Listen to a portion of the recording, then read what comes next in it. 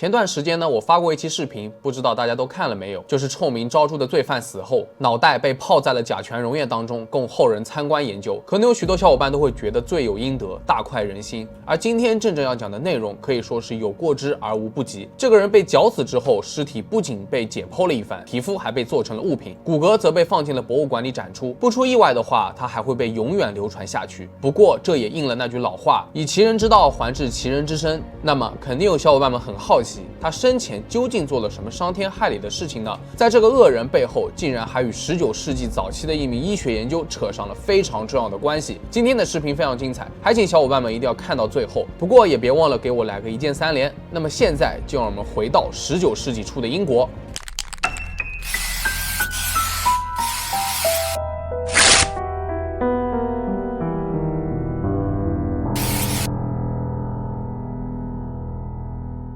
在19世纪初期的英国正处于工业革命中期，为了促成技术与经济上的进步，各种学科如物理、化学、生物、地理等都逐渐成型，并影响到社会科学的诞生和重塑。而在医学界，全国上下的外科医生都在苦恼一件事情，那就是用于解剖的尸体严重匮乏，已经到了供不应求的地步。不仅是苏格兰，其他地区也都出现了一种非法交易，一些人从墓地里面挖掘出各种尸体，通通卖给了外科医生。这种交易属实恐怖，挖人祖坟来挣钱，听着就很可怕。所以在当时，如果有家人去世，必须要使用加固后的棺材，否则就很容易被人挖走卖掉。然而在苏格兰的爱丁堡市可以算得上是欧洲领先的解剖学研究中心，对于尸体的需求更大。因此今天视频的2位主人公就是机会主义者，他们为了贩卖尸体给解剖学家，从中谋取暴利，不惜杀害了16人。而世人将永远记住这2个臭名昭著的名字，他们分别是威廉·伯克和威廉·黑尔。起初伯克和黑尔都是爱尔兰的劳工，他们来自苏格兰，是为了建造联合运河。后来黑尔成为了爱丁堡一所寄宿公寓的管理员。在1827年的11月29日的时候，一位靠养老金生活的老人死在了寄宿公寓里面，当时他还拖欠了4英镑的房租。在这里科普一下，在19世纪初的英国，1英镑相当于现在人民币的760元左右。黑尔很生气，于是为了报复，他想出了一个计划，就是把老人的尸体从棺材中偷出来卖掉，来弥补房租。葬礼结束之后，在伯克的帮助之下，黑尔移出了老人的尸体，还用树皮装满棺材，最后重新合上。2人带着尸体来到了爱丁堡大学，在那里寻找买家。很快，著名的解剖学家诺克斯开出了7英镑的价格，这可把伯克和黑尔高兴坏了，立刻把老人的尸体卖了，就地分赃。这次贩卖尸体的经历让他们尝到了甜头。伯克和黑尔发现了这可是个相当有利可图的生意啊，根本不用担心尸体没人要。诺克斯可是当时爱丁堡皇家外科医学院的院士，专门讲授解剖学。因为他致力于对新的解剖学主题进行全面的演示，所以几乎每天都要进行2次解剖实验，得到了大批量学生的追捧，因此对于尸体的需求自然就很大了。于是伯克和黑尔打算为他长期供应尸体，这样每具尸体可以赚到7英镑。只要他们能够源源不断的挖掘出尸体，就会不断的有钱拿。不仅如此，这活还分淡季和旺季呢。在夏季，温度升高会加快人体分解速度，所以此时的交易价格大约为8英镑。在冬季，低温意味着尸体可以储存更长的时间，可以进行更多的解剖实验，此时解剖学家的需求量也会比较大，尸体的价格就可以涨到10英镑，用人民币算一下就是7600元左右。一部高端手机的价格比咱们国家部分工作1个月收入还要高。伯克和黑尔这么一合计，心中狂喜，那还打什么工呢？确实，如果按照这样说的话，只要能够找到足够多的尸体就能够赚钱。但是这中间就出现了一个问题，买卖尸体在当时难道不犯法吗？其实在当时的社会环境当中，贩卖尸体的情况处于灰色地带，扰乱坟墓是犯罪行为，从死者身上夺取财产也是犯罪行为，但窃取尸体并不算犯罪，因为它在法律上不属于任何人。最重要的是，随着爱丁堡医疗培训的声望，解剖学越来越受欢迎，尸体的合法供应未能跟上需求的增长，非法交易层出不穷。因此，像伯克和黑尔这样的强盗，还有一种特殊的称号，名叫复活人员。针对这样的非法交易，爱丁堡的居民们也都不买账了，纷纷进行抗议。死者的家属对此也动足了脑筋，除了用加固棺材之外，还会雇佣警卫看守坟墓，以及用一块大块的石板压住坟墓，直到尸体腐烂，无法用作解剖为止。随着复活人员的队伍越来越壮大，尸体就这么些，挖掘工作也就越来越难了。伯克和黑尔想出了一个点子，与其到处找坟墓偷尸体，还不如自己去创造尸体，岂不是来钱更快呢？这倒是个好主意。于是，在1827年的12月份，当时有一位叫做约瑟夫的房客生病了，伯克和黑尔没有耐心等下去，他们不在乎约瑟夫的病势轻是重，打算直接送他一程。他们拿来了威士忌将其灌醉，然后用枕头捂住他的嘴巴和鼻子，最终约瑟夫窒息而亡。这一套流程是他们最喜欢的处理方式，因为这样下来尸体不会有任何损坏，还可以卖个好价钱。然而生病的房客终究是少数的，很快他们的目标又枯竭了。在这个时候，他们已经被利益熏心，并不打算就此放弃。于是伯克和黑尔决定引诱受害者来到他们的地盘，然后悄无声息地将他们杀害。他们把目标投向爱丁堡最贫困的社区，因为那里的穷人即使是失踪了也不会引人注意。就这样，伯克和黑尔通常假装老乡，和他们套近乎，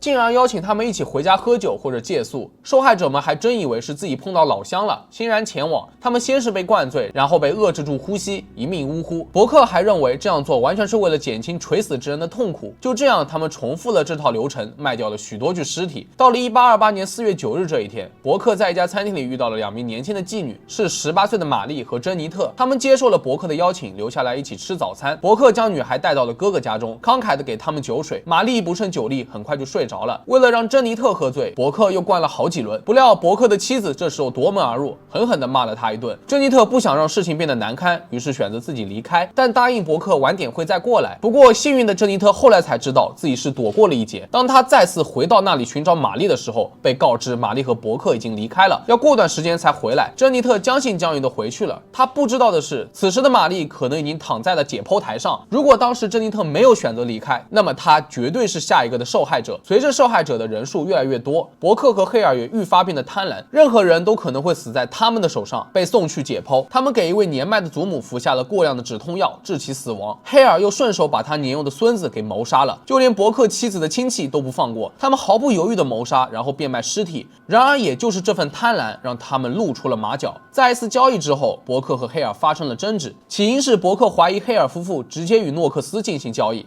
跳过了他，因为之前有好几次谋杀案都发生在黑尔就职的寄宿公寓里面，场地是黑尔提供的，并且因为分赃问题，黑尔不惜绕过了伯克，直接把尸体卖给了诺克斯，以求利益最大化。经过这次之后，伯克和妻子也开始经营了自己的寄宿公寓。在1828年万圣节的那天，最后一名受害者马乔里出现在了酒吧当中，伯克注意到他是爱尔兰口音，于是上前胡乱认亲，称他是自己母亲的远房亲戚。于是马乔里放心的寄宿在他的公寓里面，而另外一边，伯克自称家里有亲戚来，将本来寄宿在家中的一对夫妇支开，让他们暂住在黑尔家中。第二天，这对夫妇回到伯克公寓当中的时候，发现了所谓的亲戚马乔里的房间已经被清空。更奇怪的是，他们还被伯克告知进入了某个神秘的房间，这太反常了。因此，当这对夫妇独自在公寓的时候，他们偷偷潜入了那个房间，果然在床底下发现了马乔里的尸体。在事情败露后，伯克还想以每周10英镑的价格贿赂他们保守秘密，但这对夫妇义正言辞地拒绝了，并向警方报了案。在警察到达之前，伯克和黑尔还试图将尸体搬走，最终他们因谋杀罪而受审。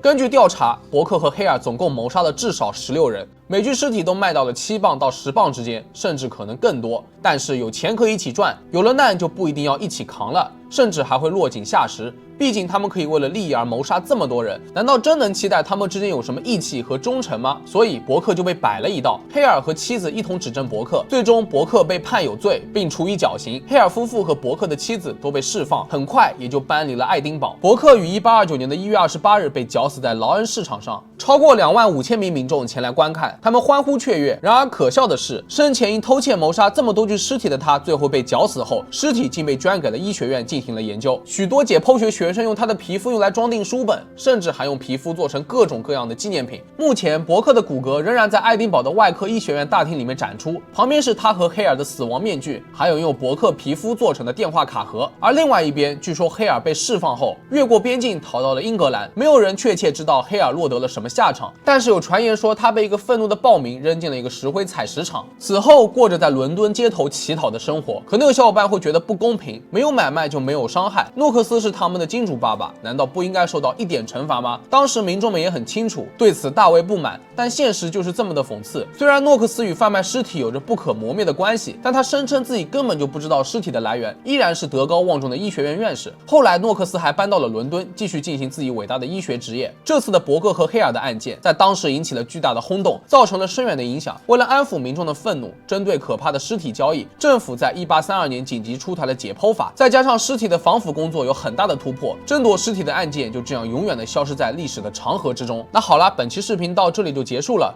这个故事是不是让你们难以置信？没想到吧，解剖学的起源和发展原来并非一帆风顺，暗藏着这么一段血腥的历史故事。他们杀人卖尸以用于医学研究，最终自己的尸体也被用于了研究。可能这也是为了让伯克以一种特殊的方式向受害者赎罪，也算是最好的结局了吧。毕竟从古至今，人们对于物质和金钱的追求都是永无止境的。这些案件也让人性的贪婪被显示得淋漓尽致，发人深思。那好了，如果你觉得本期视频做的还不错的话，也别忘了点赞、收藏、加关注。我是正正，我们下个视频再见吧。